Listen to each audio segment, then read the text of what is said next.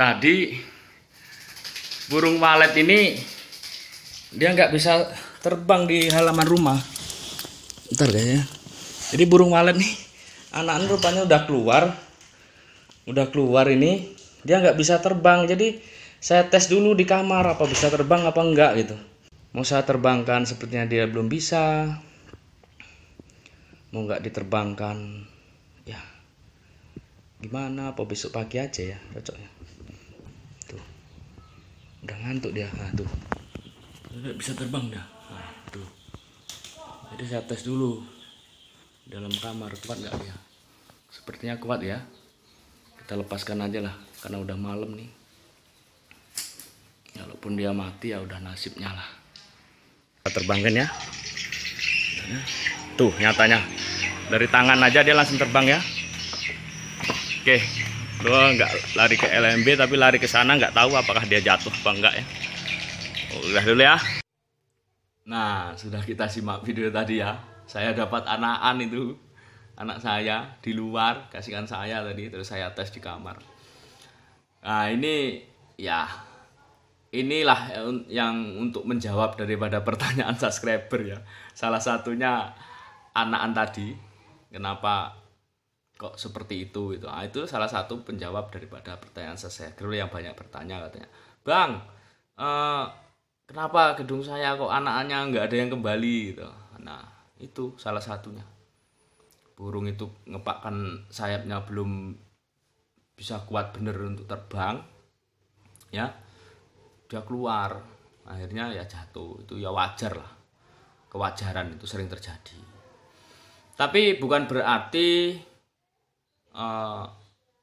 itu bukan tidak ada masalah dalam gedung saya ya, khususnya karena saya hobi menganalisa hal-hal yang awalnya tidak mungkin menjadi mungkin gitu kan.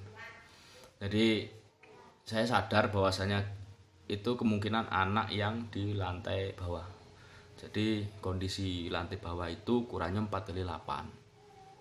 Kemudian saya kasih sekat gantung. Nah, pointnya 4x4 kan besar. Kemudian LMB-nya 80x60. Larnya 1,20 meter, kemudian kali 1,20 meter.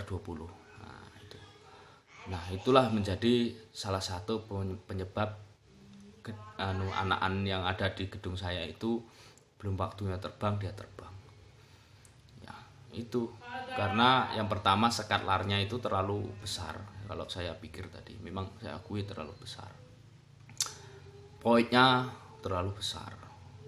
LMB-nya terlalu besar. Nah, saya mengajak kepada petani walet,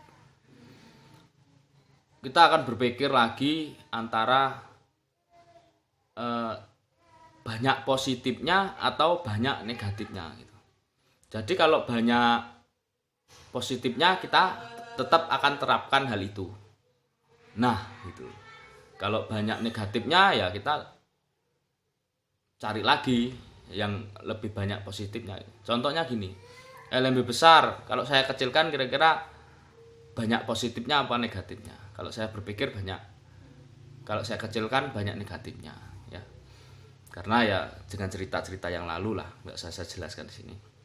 Kemudian poinnya kalau misalkan saya kecilkan banyak positifnya apa negatifnya gitu. Ternyata ya banyak negatifnya, burung susah manuver ke bawah gitu kalau kecil. Makanya biarlah yang LMB dan LMB dan poin saya nanti akan biarkan.